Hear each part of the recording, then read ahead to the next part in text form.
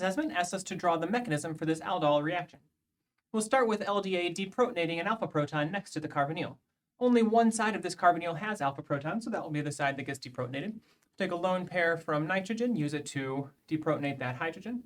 That'll break the carbon-hydrogen bond, form a double bond between the two carbons, break the carbonyl bond, and deposit those electrons onto oxygen.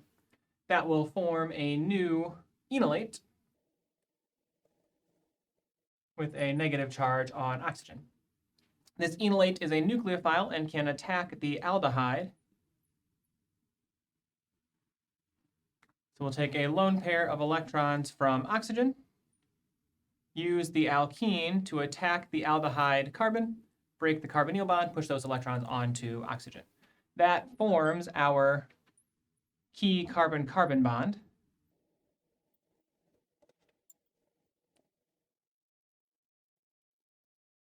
All that's left is to protonate and neutralize this oxygen, and we can do that with H3O plus quench. We'll take a lone pair from oxygen, use it to grab the hydrogen from the acid, and that will form our final aldol product.